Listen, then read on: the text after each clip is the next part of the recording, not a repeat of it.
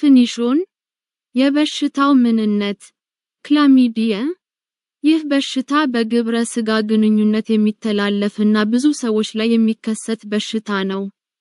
ይህ በሽታ የሚከሰተው ክላሚዲያ ትራኮማቲስ በሚባል ባክቴሪያ ኢንፌክሽን ነው። ይህ በሽታ ወንዶችንም ሴቶችንም ያጠቃል። ሴቶች የዚህ ባክቴሪያ ኢንፌክሽን በማህፀናቸው ሰርቪክስ በትልቁ አንጀት የመጨረሻው ክፍል ሬክቱም እና ጉሮሮአቸው ትሮት ላይ ሊከሰትባቸው ይችላል። ወንዶች ደግሞ የዚህ ባክቴሪያ ኢንፌክሽን በሽንት ማሳለፊያ ብልታቸው የዩሬትራ በትልቁ አንጀት የመጨረሻው ክፍል ሬክቱም እና ጉሮሮአቸው ትሮት ላይ ሊከሰትባቸው ይችላል። ሂስተሪ የበሽታው አመጣጥ ታሪክ በ1907 ዓመተ ምህረት ስታኒስላውስ ቮን ፕሮዋዜክ የሚባል ተመራማሪ ይህንን በሽታ የሚያመጣውን ክላሚዲያ ትራኮማቲስ የሚባለውን ባክቴሪያ በበርሊን ከተማ ውስጥ በምርምር ለማወቅ ቻለ። ኤፒዲሚዮሎጂ በሽታው ያለባቸው ሀገሮች እንደ ዓለም ጤና ድርጅት መግለጫ በ2012 ዓመተ ምህረት በዓለም ላይ 131 ሚሊዮን ሕዝብ በዚህ በሽታ ተይዘዋል። አዲስ በሽተኞች እነዚህ ሰዎች ከ15 እስከ 49 ዓመት የዕድሜ ክልል ውስጥ ያሉ ናቸው። በዓለም ላይ ከ1000 ሰዎች 38 ሰዎች ይህ በሽታ አለባቸው። በብዙ ሀገራት ውስጥ ይህ በሽታ በብዛት የሚከሰተው ከ15 እስከ 19 ዓመት የዕድሜ ክልል ውስጥ ያሉ ሴቶችን ነው። ቀጥሎ ደግሞ ከ20 እስከ 24 የዕድሜ ክልል ውስጥ ያሉ ሴቶችን በብዛት ያጠቃል። ሪስክ ፋክተርስ ለበሽታው ተጋላጭ የሆኑ ሰዎች ያለ ኮንዶም ግብረ ስጋ ግንኙነት ማድረግ። ባለፉት 12 ወራቶች ከአንድ በላይ ሰዎች ጋር የግብረ ስጋ ግንኙነት ካደረግን እኛ ወይንም ጓደኛችን ሌላ በግብረ ስጋ ግንኙነት የሚተላለፍ በሽታ ካለብን ከ25 ዓመት በታች ከሆንን ከዚህ በሽታ ጋር ተያይዘው የሚመጡ ውስብስብ የጤና ችግሮች የሚከተሉት ናቸው። ይህ በሽታ ቶሎ ካልታከመ በሴቶች ላይ ኢንፌክሽኑ በማህፀንና እንቁላል በሚያጎለብቱት ክፍል ዩተሩስ እና ፋሎፒየን ቱብስ ተሰራጭቶ ፔልቪክ ኢንፍላማቶሪ ዲዚዝ PID የሚባል በሽታ ሊያስከትል ይችላል። ፔልቪክ ኢንፍላማቶሪ ዲዚዝ PID የሚባለው በሽታ የሴት ልጅ የመራቢያ የሰውነት ክፍሎች ላይ የማይስተካከል ጉዳት ሊያመጣ ይችላል። ይህ ደግሞ የረጅም ጊዜ ህመም፣ ፔልቪክ ፔን፣ መሃንነት ወይንም ጤናማ ያልሆነ እርግዝና ያስከትላል።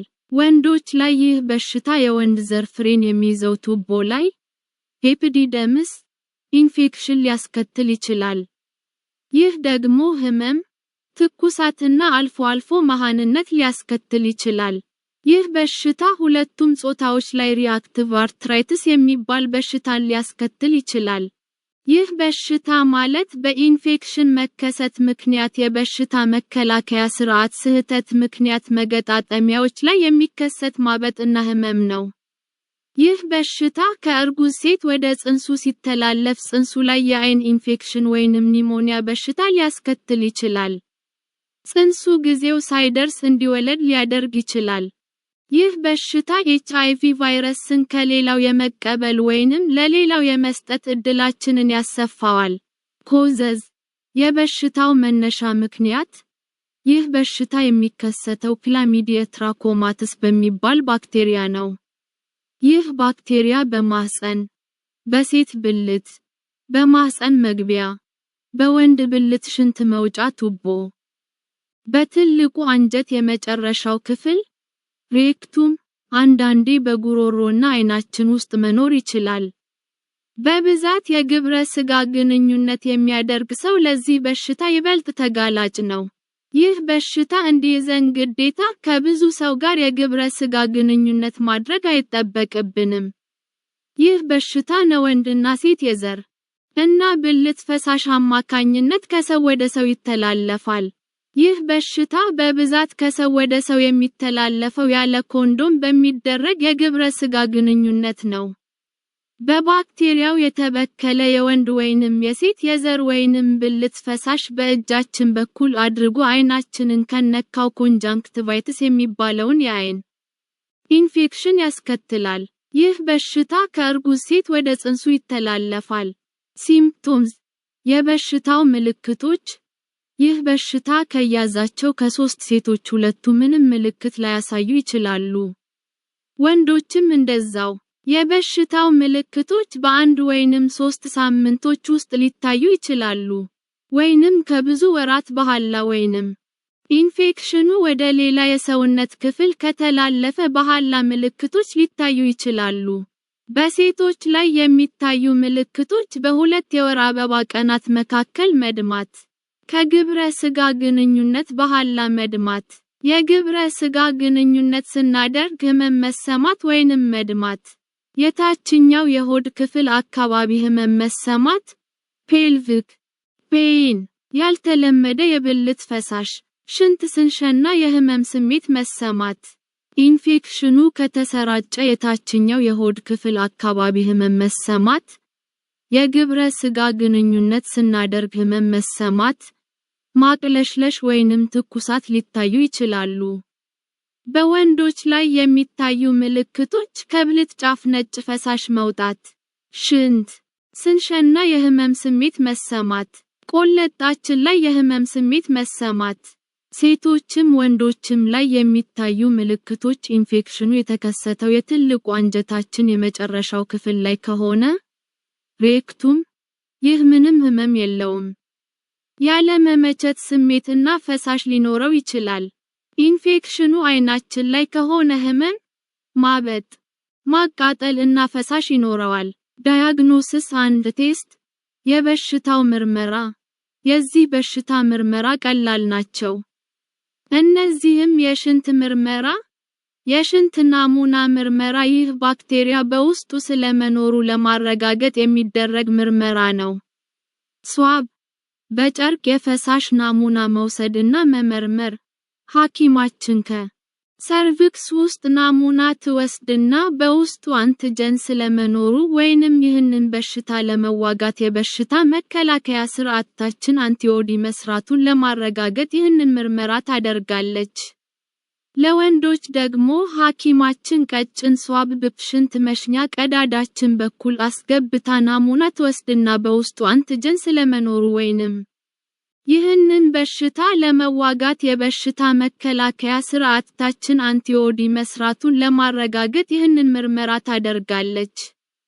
ሐኪማችን አንዳንዴ ከሰገራ መውጫ ክፍላችን ውስጥ ናሙና ልትወስድ ትችላለች።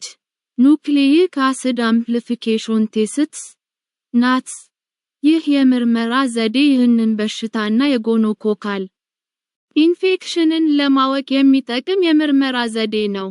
ይህ የምርመራ ዘዴ ከማህፀን፣ ከሴት ብልት፣ ከወንድ ሽንት መውጫ ቱቦ፣ ከጉሮሮ፣ ከሽንትና ከትልቁ አንጀት የመጨረሻው ክፍል የተወሰዱ ናሙናዎችን ከእነዚህ ውስጥ አንዱን ተጠቅሞ መርምሮ በሽታውን ሊለይ ይችላል።